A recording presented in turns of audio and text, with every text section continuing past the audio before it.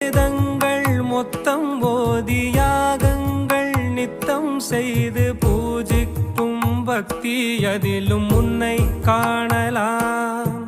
பசி என்று தன் முன் வந்து கையேந்தி கேட்கும் போது தன் உணவை தந்தால் கூட உன்னை காணலாம்.